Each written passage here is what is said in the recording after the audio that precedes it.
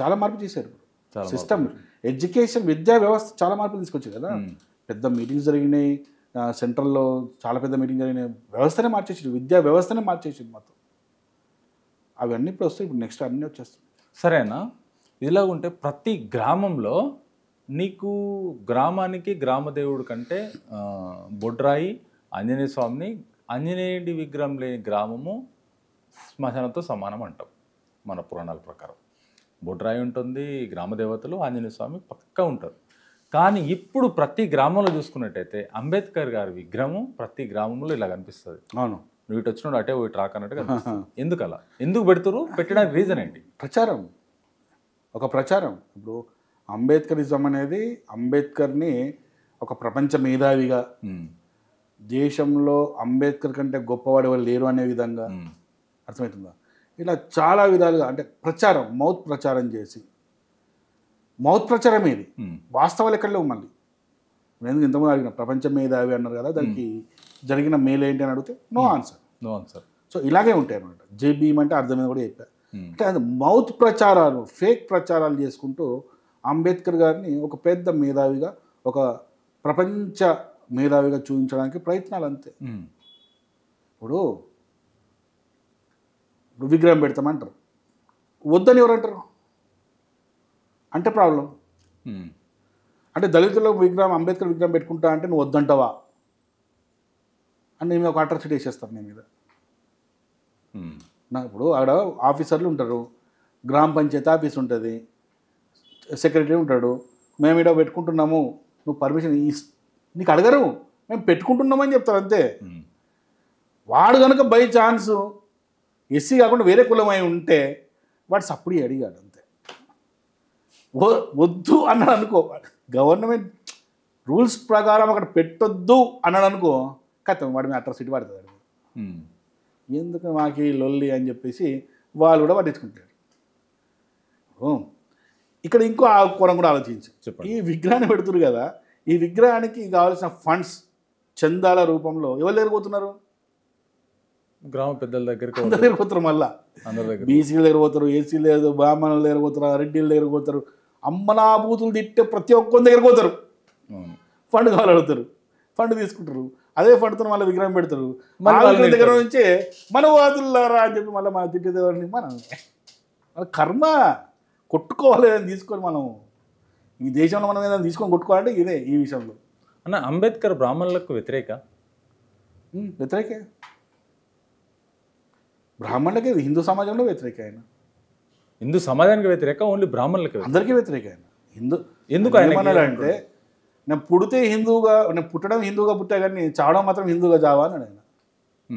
మరి అంత హిందూ సమాజం నుంచి ఆయనకు జరిగిన అంత నష్టం ఏందో నాకు ఇప్పటికీ అర్థం కాదు. తెలుసు ఆయన బుక్లో లేదా? ఆయన రాసింది, ఆయన పుస్తకాలు ఉందా? ఆయన అన్నాడు ఈ మాట.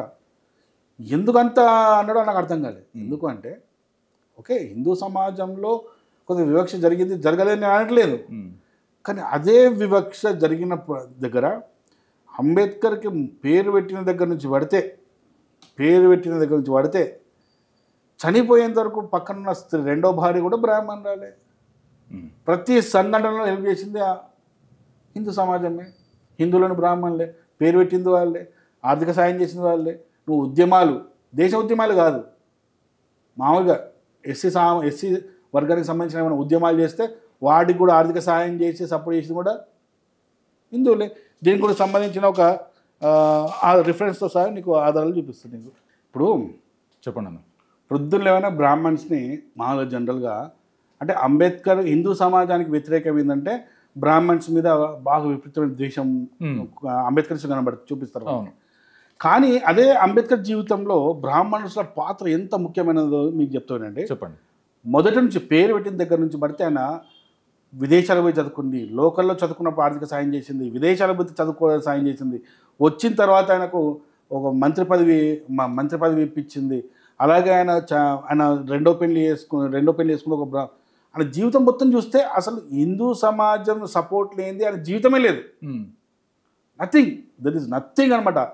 అంతేకాకుండా ఆయన జీవితంలో చెప్తే అంబేద్కర్ సన్నిహిత బ్రాహ్మణ మిత్రులు పండిత్ హోసకేర్ నాగప్ప శాస్త్రి, ఈయన పాత్ర ఏంటంటే ఈయన బ్రాహ్మణుడు, పండితుడు, మన సామాజిక అంబేద్కర్కు విద్యాభ్యాసం, హక్కుల కోసం పోరాటం మరియు సమాజం అనాగరణ వర్గాల అభివృద్ధికి ఏవేవైతే ఈయన పోరాటాలు చేసిండో దాన్ని అన్నింటికీ సాయం చేసింది ఈయననే, ఒక బ్రాహ్మణుడు. ఓకే. ఇంకో బ్రాహ్మణుడు ఎవరు అంటే, ఇప్పుడు ఈయన అంబేద్కర్ గారు కొన్ని ఉద్యమాలు చేశారు.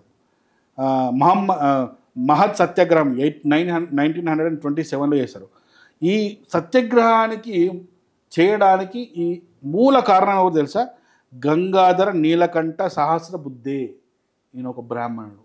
ఈ ఉద్యమానికి కావాల్సిన ఆర్థిక వనరులు కానీ అన్నీ కూడా అరేంజ్ చేసింది వీళ్ళే. సురేంద్రనాథ్ టిప్సిస్, ఏవి చిత్రే, చూడండి అంతా బ్రాహ్మణ్స్. ఈ బ్రాహ్మణ్స్ లేకపోతే ఆయన ఉద్యమాలు చేసేవాడా? విద్యా సాధన ఉద్యమం, విద్య కోసం ఉద్యమాలు చేశాడు కదా. అందులో మీకు నేను ఎంతమంది బ్రాహ్మణులను చూపిస్తా అంటే, ఈయనకు బ్యాక్ ఎండ్ నుంచి నిలబడి చేసింది 3. Professor GK Jobbi, professor Gnaneshwar, Vishwanath Chandrashekhar, వీళ్ళందరూ కూడా బ్రాహ్మణులే. ఆయనకు సాయం చేసిన దాంట్లో ఎడ్యుకేషన్ మూమెంట్లో. అలాగే అంతేకాకుండా అస్పృశ్యతపై వ్యతిరేకమైన ఉద్యమాలు చేసినప్పుడు ఇద్దరు బ్రాహ్మణ్స్ ఉన్నారు.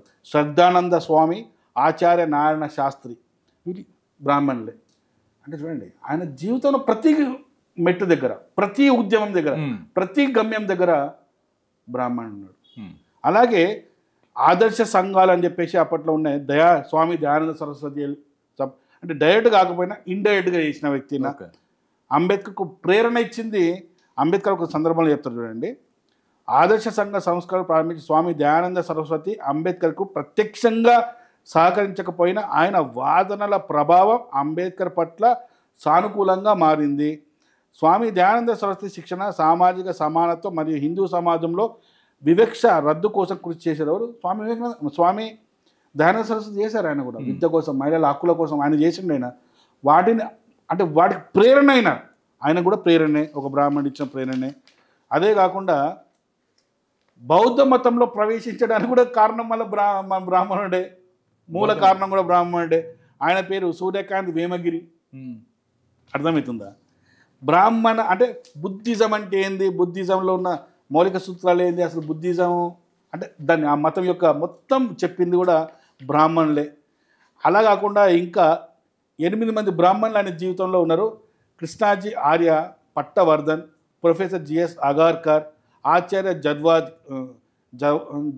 జవ్వాదేకర్ అట, విశ్వనాథ్ కాశీశ్వరరావు, రాధాకృష్ణ కుదిరిశెట్టి, బాల శ్యామారావు, గిరింద్ బాల, ఇంతమంది బ్రాహ్మణులు. ఎంత ఇవాళ ఇప్పుడు ఈ బ్రాహ్మణులు అంటే ఎవరు? హిందువులే కదా. మరి ఈ హిందువులంతా, ఇంతమంది హిందువులు, ముఖ్యంగా హిందూ సమాజంలో బ్రాహ్మణులు ఇంత సాయం చేశారు కదా. ఇంకా బ్రాహ్మణుల మీద అంబేద్కర్ ఎట్లా పడి ఏడుస్తున్నారు నాకు అర్థమవుతలేదు. ఇప్పుడు ప్రతి సమాజంలో మంచి ఉంటుంది, చెడు ఉంటుంది, రెండు ఉంటాయి. సార్ చెడు జరిగింది, ఆ చెడుని మార్చు. ఇప్పుడు ఒక నాయకుడు, జాతీయ నాయకుడు, ఇప్పుడు అంబేద్కర్ని ఒక జాతీయ నాయకుడుగా మనం భావిస్తే, నేత కుల నాయకుడిని చూస్తా, జాతీయ నాయకుడు చూడ. ఒక జాతీయ నాయకుడుగా అంబేద్కర్ని చూస్తే ఆయన ఏం చేయాలంటే, ఇక్కడ జరుగుతున్న అసమానతలు ఏవైతే ఉన్నాయో ఆ అసమానతలను మార్చాలి, వాటిలో మార్పు తీసుకురావాలి, ప్రజల్లో మార్పు తీసుకురావాలి, సమాజంలో మార్పు తీసుకురావాలి, దేశంలో కూడా మార్పు తీసుకొచ్చి ఒక నవీన దేశానిగా తయారు చేయాలి. నువ్వు ఏం చేసావు? నాకు హిందుత్వం అంటే నాకు నచ్చదు, నేను పూర్తి హిందూగా పుట్టిన, చావడం మాత్రమే, కానీ ఇవన్నీ సపోర్ట్ మాత్రం తీసుకుంటావు. తీసుకొని ఒక నాయకుడిగా మాత్రమే దిగినావు. ఇప్పుడు అంటున్నావు ఏమంటున్నావు అంటే, నేను హిందూ సమాజం ఉండా, నేను బుద్ధిజంలోకి పోతా. అంటే నువ్వు పారిపోయినట్టే కదా. నువ్వు పారిపోయినట్టే. పారిపోయినవాడు నాయకుడు కాదు కదా. పారిపోతే దేశ నాయకుడు ఎట్లయితావు? నిలబడి పోరాడి సాధించిన వాడు నాయకుడు. ప్రపంచం మేధావి ఎట్లయితావు? అది ఎట్లయితావు మరి. ఇప్పుడు నేనేమంటా అంటే, సరే బుద్ధిజంలో పోయినావు, సరే పోయినావు. బుద్ధిజంలో పోయిన తర్వాత ఆ బుద్ధిజంలో ఉన్నదేంటి, హిందూ మతంలో లేనిదేంటి? హిందూ మతంలో ఏదైనా సాధ్యం కదన్నా. నేను అదే అడుగుతున్నా. ఇక్కడ లేనిది నీకు అక్కడ దొరికింది ఏంది చెప్పు నాకు. ఇక్కడ లేనిది అక్కడికి దొరికింది ఏంది? ఏం దొరికింది అనేది ఇప్పటిదాకా దాంట్లో ఏముంది? ఏమీ లేదు. బుద్ధుడు ఏమన్నాడు? ధర్మో రక్షతి రక్షిత అన్నాడు. ఈ పదం ఎడికలు వచ్చింది. మహాభారతంలోకి వెళ్ళి వచ్చింది. మహాభారతంలో మహాభారత గ్రంథం నుంచి వచ్చింది నీకు. అవును. నువ్వు అన్న మా ధర్మో రక్షిత రక్షిత కూడా మా హిందూ సనాతన ధర్మందే. అవును. నువ్వు ఇంకేమన్నావు? దేవుని నమ్మద్దు అన్నావు. దేవుడు అనేది లేడు అని చెప్పినావు. బుద్ధుడు పుట్టకముందే ఈ దేశంలో నాస్తికత్వం ఉంది కదా. బుద్ధుడు పుట్టకముందే నాస్తికత్వం ఉంది భారతదేశంలో. ఈ దేశంలో బుద్ధుడు పుట్టకముందు నుంచే అంతకుముందు కొన్ని వేల సంవత్సరాల నుంచి లేదా లక్షల సంవత్సరాల నుంచి నాస్తికత్వం ఉంది. బుద్ధుడు ఏమైనా మొదటిసారి చెప్పిండా దేవుడు లేదని కాన్సెప్ట్? మా గ్రంథాల్లో కూడా దేవుని నమ్మని ఎంతో మహానుభావులు గొప్ప గొప్ప వ్యక్తులు ఉన్నారు మా గ్రంథాల్లో. రామాయణం రాసిన వాల్మీకి ముందు నాస్తికుడే కదా. మరి ఏంటిని బుద్ధిజంలో ఉన్న గొప్ప ఏంది, హిందూ మతంలో లేనిది నాకు కావాలన్న కాన్సెప్ట్. మరి అంత జరుగుతుంది మొత్తం మళ్ళీ ఏమంటుంది తెలుసా? సనాతన ధర్మం అన్నది ఒక వృక్షం అయితే ఆ వృక్షం యొక్క కొమ్మలే బుద్ధిజం, సిక్కిజం, జైనిజం అంటాం మనం. అవునా కాదా? వస్తాం. ఇవన్నీ పుట్టిన ఎడికెళ్ళి పుట్టినాయి? హిందూ మతం నుంచే పుట్టినాయి కదా. మరి ఈ వృక్షాన్ని వచ్చి నువ్వు కొమ్మ మీద కూడా ఏంది?